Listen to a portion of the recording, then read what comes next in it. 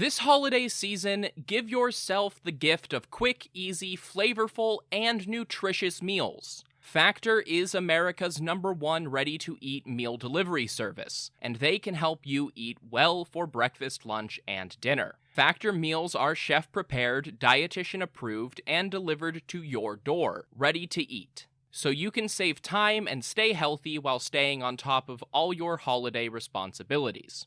Cross meal prepping off your to-do list with 35-plus fresh, never-frozen meals that are hot and ready in just 2 minutes. Factor offers options to fit your lifestyle and preferences, whether it's calorie smart, vegan and veggie, or their protein plus option.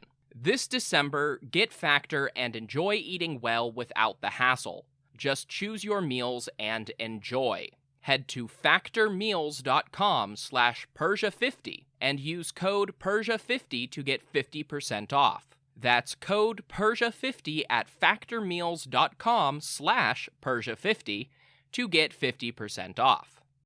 Is your January looking dry? Get some lotion. Better yet, get Drizzly, the go-to app for drink delivery. With Drizzly, you can compare prices on a huge selection of non-alcoholic drinks perfect for dry January and get the best deal every time. And best of all, you can get them all delivered to your door. So download the Drizzly app or go to drizzly.com. That's DRIZLY.com. Must be 21 plus, not available in all locations. And don't forget to lotion up those elbows. This podcast is brought to you by Royal Fratricide. Attention, princes and kings! Does your empire have 1 million or more subjects? Do you feel like you would do a better job of leading the wayward masses than your idiot brother? Or perhaps you know that he has no right to rule because you were born at a better point in your father's life. Well then, I have a deal you can't pass up. Royal Fratricide. Simply attach 1 bottle of fratricide to the end of your spear and apply it liberally to any siblings you think might threaten your ability to claim the throne. Whether they have your father's favor, a cohort of annoying priests, or just bother you sometimes, Royal Fratricide will secure your position in the history books. Go to historyofpersiapodcast.com/Royal Fratricide and use promo code BROTHERS to get 10% off your kingship today. Royal Fratricide does not take responsibility for any coups, plots, or usurpations resulting from use. This ad is to be considered parody. Hopful Media does not endorse X sides of any sort. Please stab responsibly. History of Persia is a Hopful Media podcast production. This show is sponsored by BetterHelp Therapy Online. Life doesn't come with a user manual. So when life stops working for you, it's pretty normal to feel stuck. Imagine somebody who spent, say 25 years being really distracted, overwhelmed by clutter, and fluctuating between being really into obscure ancient history and not being able to find the motivation to do the dishes. That person is me, and apparently, if there were a user manual to life, it might have told me that I have ADHD and should talk to my doctor about that. Therapists are about as close to a manual as we can get. Folks who are trained to help you figure out challenging emotions and learn coping skills. BetterHelp has connected millions of people with licensed, registered therapists for convenient and secure online therapy. It's convenient and 100% accessible online. No waiting rooms, no traffic, and not even endless Googling of therapist near me. You just fill out a questionnaire and get matched with an appropriate therapist. And if it doesn't click, BetterHelp makes it easy to switch providers. Everyone deserves to feel their best, so get unstuck with BetterHelp. Learn more and save 10% off your first month at betterhelp.com/Persia. That's BetterHelp, HELP.com/Persia. Hello everyone, welcome to the History of Persia. This is episode 73, the Karanos. Last time, we covered the Ionian War, both as a feeder of the Greek Peloponnesian War and as the Persian reconquest of lost territory. In early 408 BCE, the Spartans were fed up with their satraps in Anatolia and went to see Darius II in person, where they laid their situation bare in plain, laconic terms before the king. Now it was time to win the war with Greece once and for all. But to do this, Darius needed to crack down. Clearly, if his subordinates couldn't handle this, it would require more direct royal intervention. But what to do? It's unlikely that Darius personally ever felt secure on his throne. Given all the revolts in the west, it's only reasonable to assume that something happened in the east, too. Not to mention, there were other issues unfolding around this time. We're now in the ballpark of the Armenian revolt, and there was unrest in Egypt. On top of it all, Darius was in his late 50s, and the Persian king was a warrior and a general, but never really an admiral. If he wasn't going to send the Persian fleet, he certainly wasn't going to repeat Xerxes' march through Thrace. But he did have one ace up his sleeve. His second son, Cyrus, was a veritable prodigy. Even though his mother, Parysatis, advocated forcefully to give Cyrus every possible privilege and advantage, he would have to be for the job Darius had in mind. At just 16 years old, and quite probably 15 depending on his exact birthday, Cyrus the Younger was given a mission. Go to the Aegean coast and win this war. To do this, he was given 500 talents of silver, approximately 7.5 tons of precious metal. He was also given a set of titles. Darius saw Tissaphernes' attempt to place Sparta and Athens off of one another as a failed experiment, which had dragged out the war. In fairness, he was probably right, but as punishment, Tissaphernes was demoted. Tissaphernes was now the local governor of Caria, a position once held by the rebel Amorges, while Cyrus the Younger became satrap of Lydia. But the prince was given another position, a rare office intended to win wars in complex theaters. He was named Karanos. For almost 2,400 years, Cyrus was the only known Karanos in Persian history, and that meant that we kind of defined that word as synonymous with whatever Cyrus the Younger did. That changed in 2012 with the publication of Aramaic documents in Achaemenid Bactria, a collection of leather documents written on with Aramaic from the reigns of Artaxerxes III to Darius III from modern Afghanistan. It is now part of the private Khalili collections in London. These documents revealed another Karanos, or rather Karanaya in Aramaic. This was a man named Hystaspes, yes, another one, who we will deal with more in his own time, but his role as Karanos in Bactria helps define Cyrus the Younger's position more clearly. If anything, a Karanos in Bactria was probably a more common position. There were constant tensions and conflicts with the Saka of Central Asia, in a region stretching from the Caspian Sea to the Hindu Kush.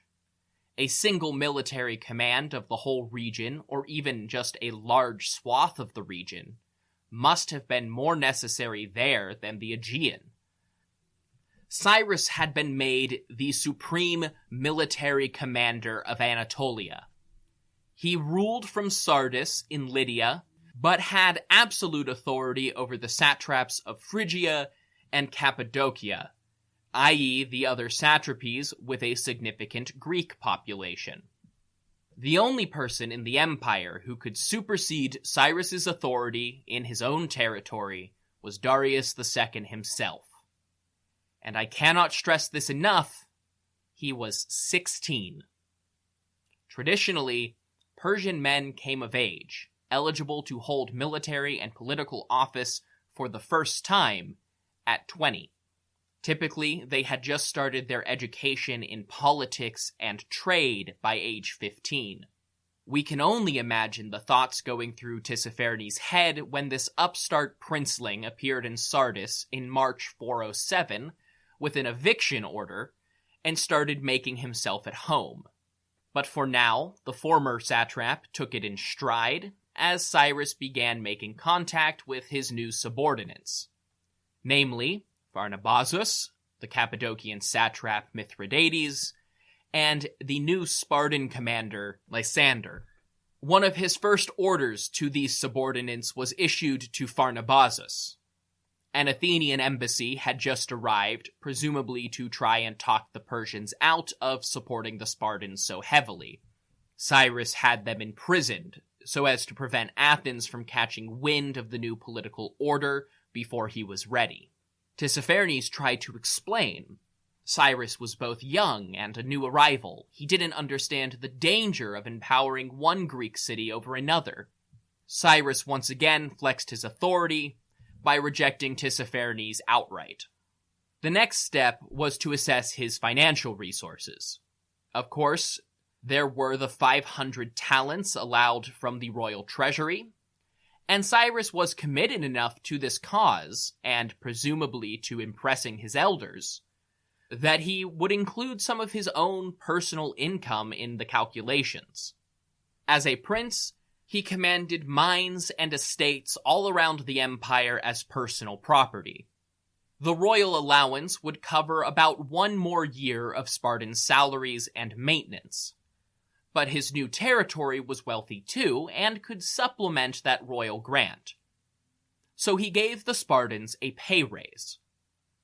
Up to this point, the base pay for a Spartan rower from Tissaphernes and Pharnabazus had been 3 Greek obols per day. Obols were a small Greek coin about 1/5 the value of a Persian silver siglos. 3 obols per day was considered a reasonable but subsistence wage. Cyrus raised it to 4 obols per day. Still small, but a 33% increase that won him favor with his new troops. He had also, just inadvertently, set the going rate for mercenary soldiers for the next 70 years. Within a few decades, a 4-obol man was just Greek slang for mercenary. It will not be Cyrus's last encounter with Greek mercenaries. At the same time, Athenian sailors were barely able to get the subsistence rate, and naval commanders had become almost entirely dependent on piracy and coastal raiding to cover that. More than 2 decades of warfare and the loss of many subject states later, Athenian coffers were functionally empty. Their best hope for ending the war was to wipe out the Spartan fleet again and force the Persians to spend another year on an expensive rebuilding project. The imprisonment of the Athenian embassy bought Cyrus a few months, but in late autumn 407, Alcibiades arrived at Samos to take another shot at Ephesus. It took a few more months for the Athenians to get their bearings in the new situation, and they must have been desperate because they risked a naval engagement in January 406, at the height of the Mediterranean's winter storms. Once again, the numerical advantage was minimal. Alcibiades commanded 80 ships to Lysander's 90. The difference was that there were some Athenian ships left on Samos, while this was everything the Perso-Spartan alliance could muster, because even Cyrus wasn't authorized to call in the full Persian navy. But it worked. The Athenians were caught near the city of Nautium before they could reach Ephesus and lost 22 ships in the battle. The Spartans didn't lose a single one. It was another miserable defeat for Athenian leaders who were barely holding on to the territory they still had in the east. but it was a gargantuan morale boost for the Spartans. It even prompted an Athenian squadron that had been fortifying the nearby city of Phocaea to abandon their post and go north to raid the Hellespont instead, which allowed the Persians to reoccupy the city and its brand new fortifications. That spring, Lysander's appointment as Spartan admiral ended, and he was replaced by Kallikratidas.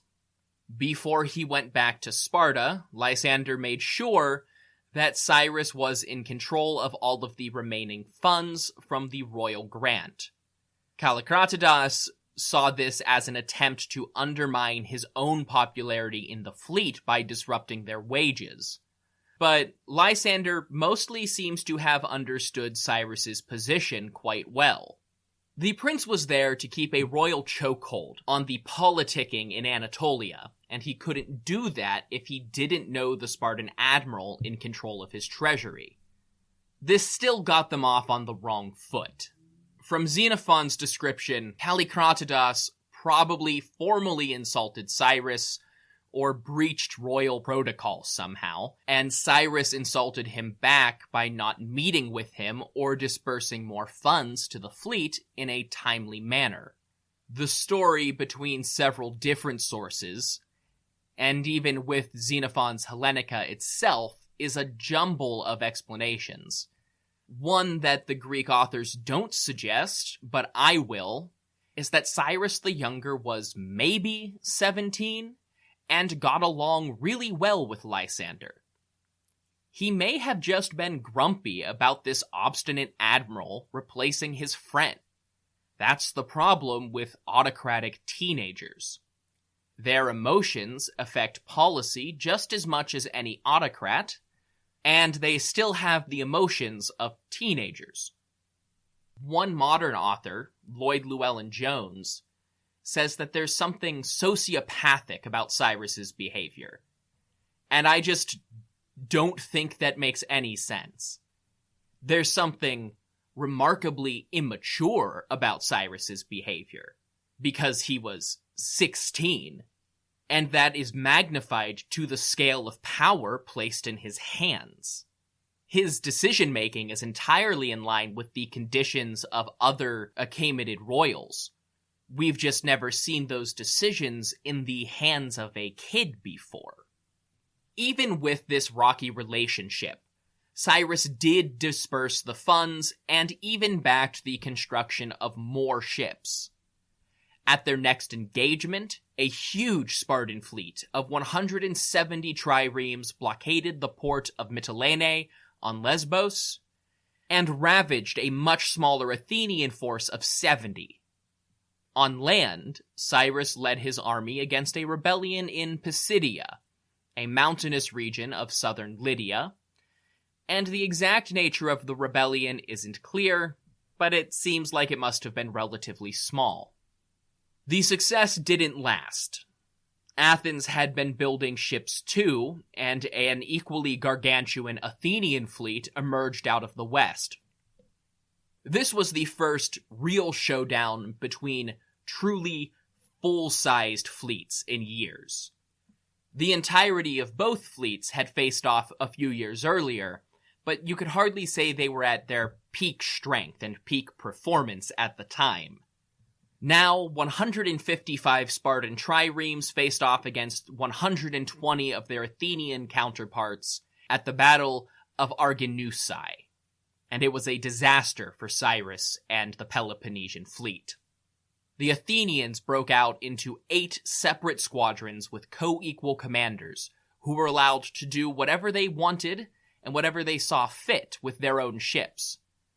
Meanwhile, Kallikratidas was trying to command the entire Spartan fleet. On one hand, that was the way things normally worked, but on the other, the Athenians adapted to the fact that everyone had gotten used to these much smaller squadrons for years now. This disoriented the Spartans, who couldn't pick out and defend against any specific tactic, as the Athenians wrapped around them. A well-placed Athenian ram killed Kallikratidas and sank his battleship. causing the Spartan formation to break up and attempt to retreat through a partial encirclement. They lost 70 ships. Happy New Year, everyone! If your New Year's resolution includes learning a new language, maybe because you want to connect with friends and family, or maybe to add a new and useful skill to your resume, then Rosetta Stone is for you. Rosetta Stone is the most trusted language learning program with more than 30 years of experience behind it.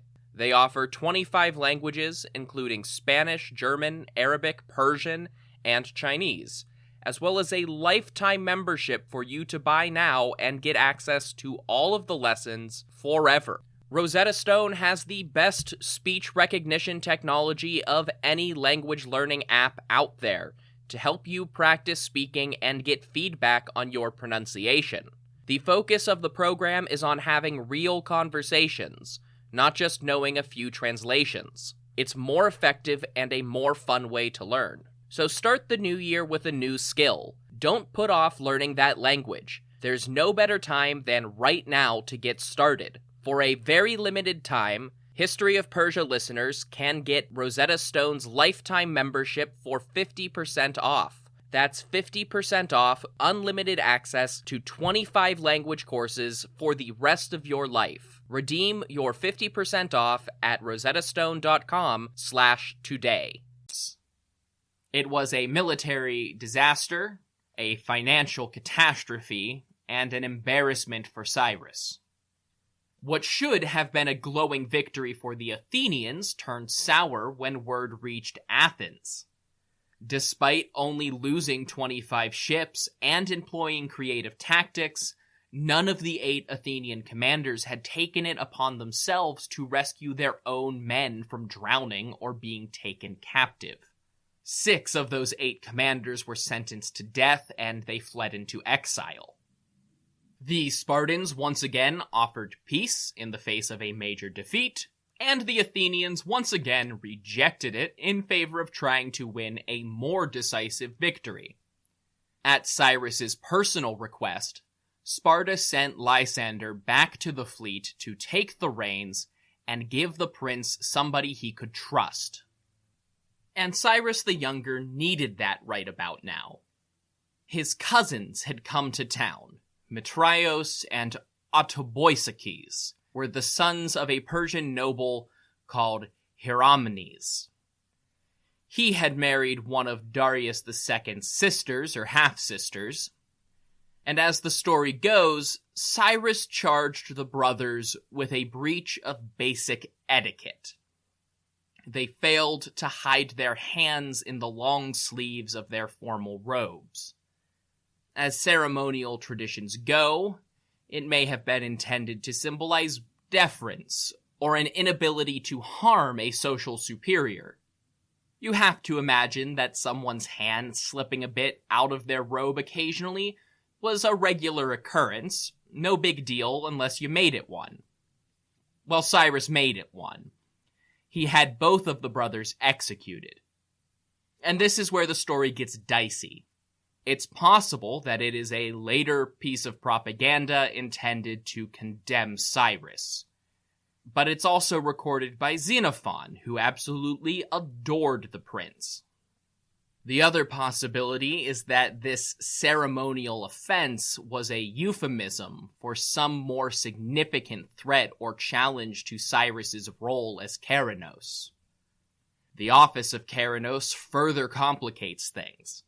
Normally, only the king could pass judgment on a noble of that status, royal grandsons of Artaxerxes I as they were. Did the status of Karanos grant Cyrus that authority? It's impossible to know, but it may even have been debated at the time.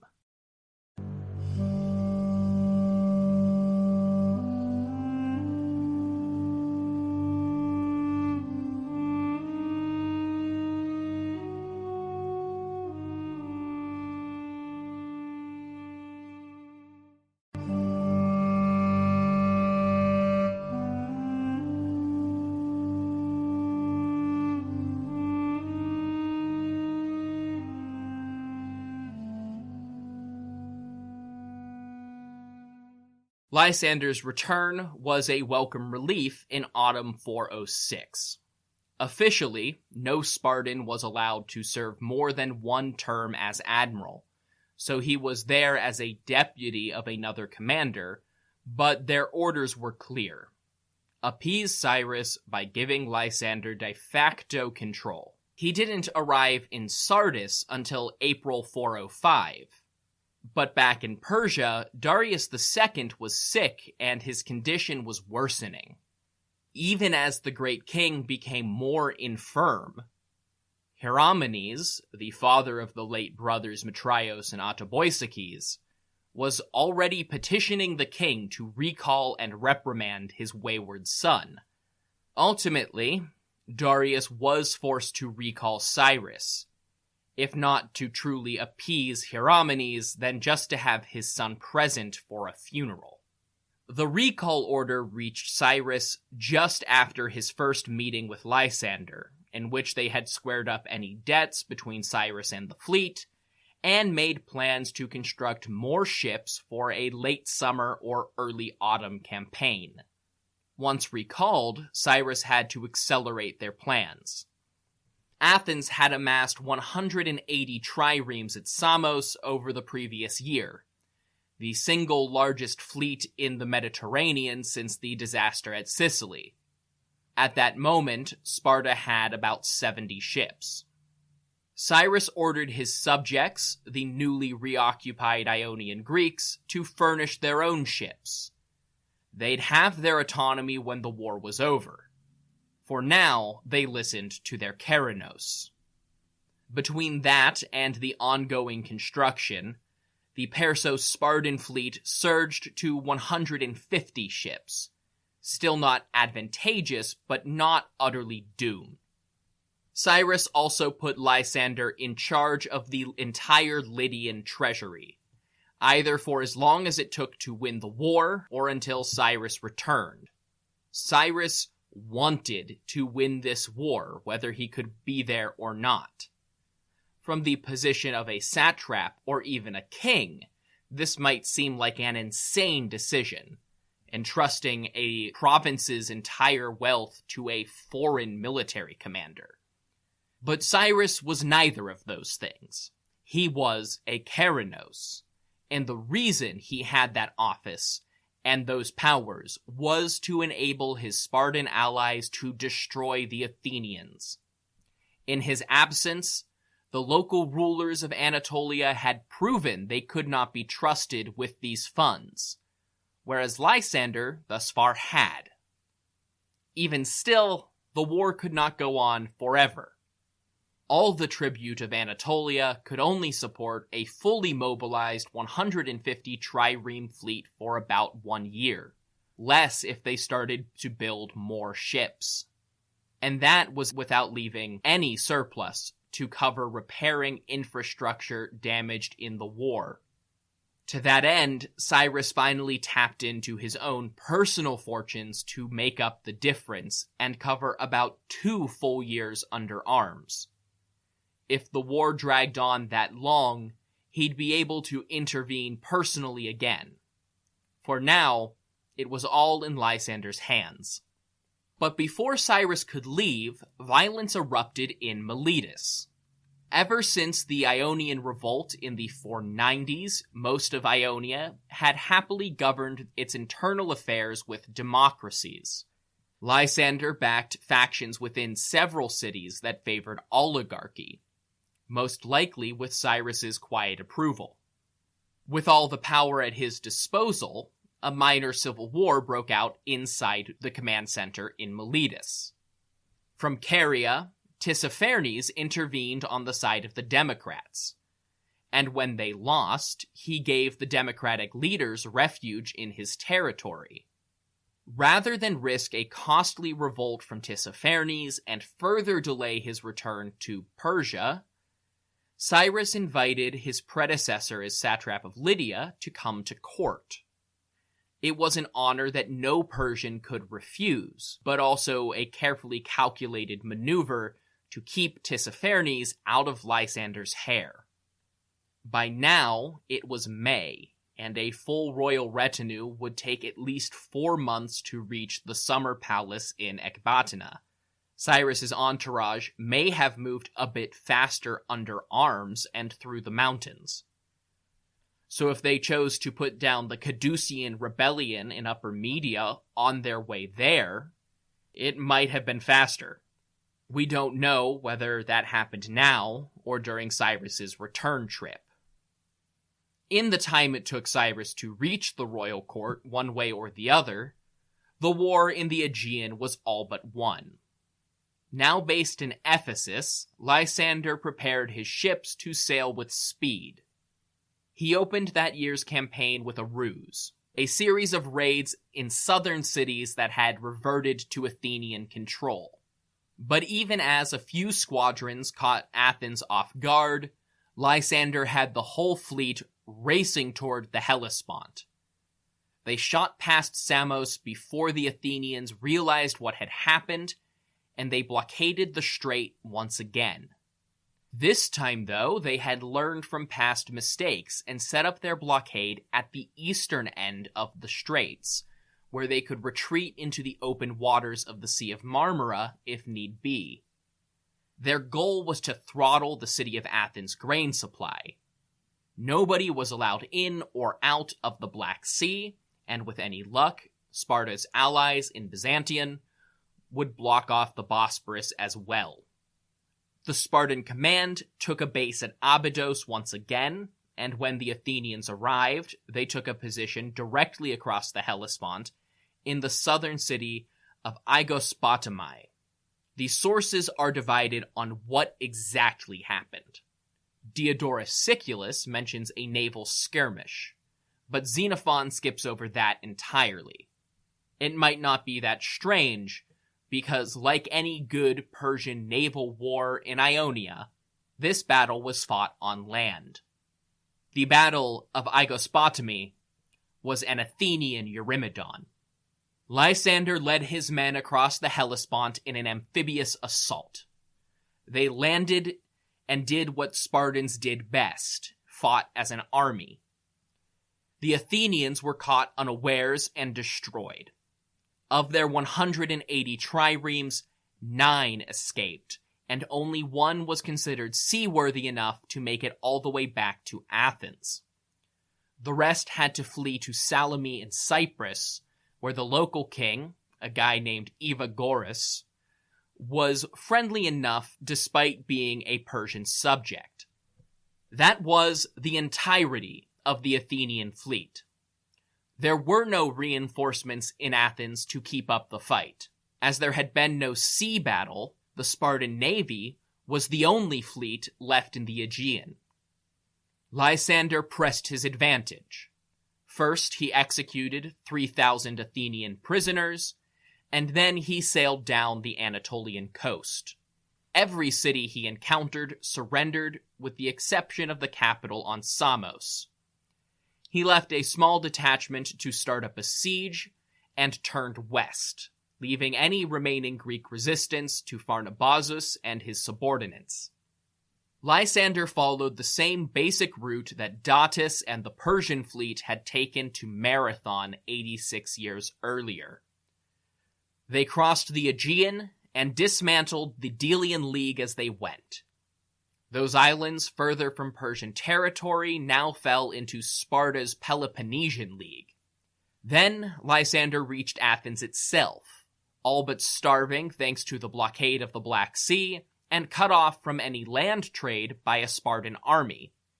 The arrival of a Spartan fleet was the death blow for the Athenian Empire. They dragged the war out for a few more months under siege, but in March 404 BCE, Athens surrendered to Sparta.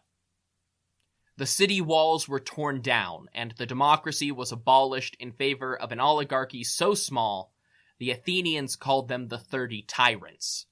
These were Spartan-friendly Athenian aristocrats who spent the next 8 months executing or exiling dissenters and confiscating private property for themselves. Predictably, there was an uprising to depose them in 403, but without their empire, the Athenians could never return to their previous strength. Alcibiades was among their victims. At some point, you gotta think he was delusional, because his plan was to appeal to the great king for support against Sparta. Even now, he thought Persia's ultimate plan was to pin down the Greek powers in a perpetual war. When the embassy he wanted to send got intercepted by Lysander, he tried to flee the city and go to Persia himself. While Alcibiades was preparing to leave, forces unknown set his house on fire, and when the ex-admiral charged out with a dagger to face his assassin, he went down in a hail of arrows. Word of this total victory would have reached Cyrus a few months later. Now that he was in far-off Media, word wasn't traveling quite so quickly. No doubt he was pleased with his friend's success, and curious about who was managing his treasury. All told, the Persians had spent about 1,500 talents of silver, 25 tons, on the Spartan war effort. Vastly more than Sparta could afford on its own, and this investment paid off.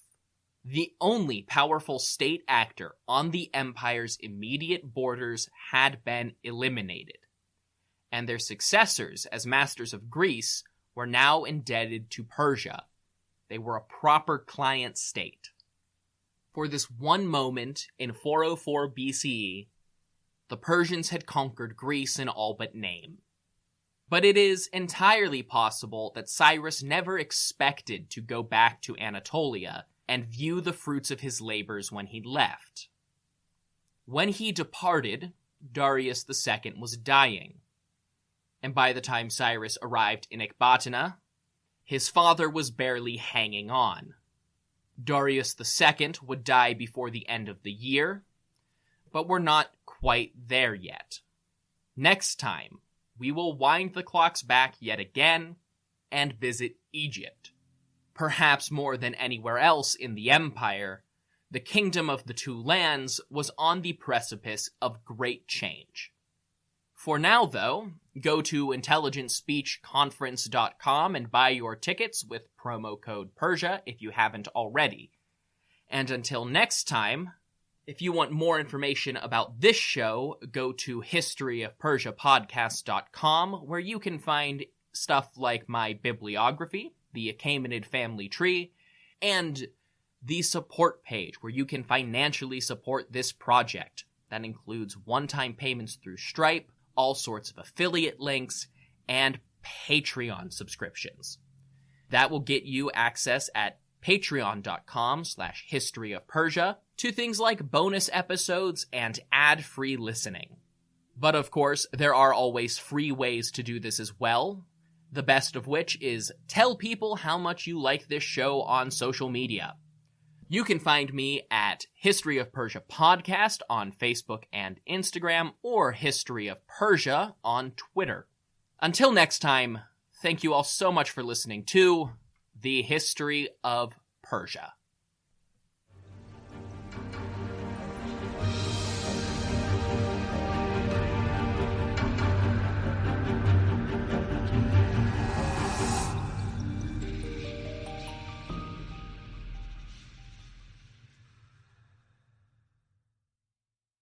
This podcast is brought to you by Royal Fratricide. Attention, princes and kings! Does your empire have 1 million or more subjects? Do you feel like you would do a better job of leading the wayward masses than your idiot brother? Or perhaps you know that he has no right to rule because you were born at a better point in your father's life. Well then, I have a deal you can't pass up. Royal Fratricide. Simply attach 1 bottle of fratricide to the end of your spear and apply it liberally to any siblings you think might threaten your ability to claim the throne. Whether they have your father's favor, a cohort of annoying priests, or just bother you sometimes, Royal Fratricide will secure your position in the history books. Go to historyofpersiapodcast.com/Royal Fratricide and use promo code BROTHERS to get 10% off your kingship today. Royal Fratricide does not take responsibility for any coups, plots, or usurpations resulting from use. This ad is to be considered parody. Hopful Media does not endorse X sides of any sort. Please stab responsibly. This podcast is brought to you by Royal Fratricide. Attention, princes and kings! Does your empire have 1 million or more subjects? Do you feel like you would do a better job of leading the wayward masses than your idiot brother? Or perhaps you know that he has no right to rule because you were born at a better point in your father's life. Well then, I have a deal you can't pass up. Royal Fratricide. Simply attach 1 bottle of fratricide to the end of your spear and apply it liberally to any siblings you think might threaten your ability to claim the throne. Whether they have your father's favor, a cohort of annoying priests, or just bother you sometimes, Royal Fratricide will secure your position in the history books. Go to historyofpersiapodcast.com/Royal Fratricide and use promo code BROTHERS to get 10% off your kingship today. Royal Fratricide does not take responsibility for any coups, plots, or usurpations resulting from use. This ad is to be considered parody. Hopful Media does not endorse X sides of any sort. Please stab responsibly.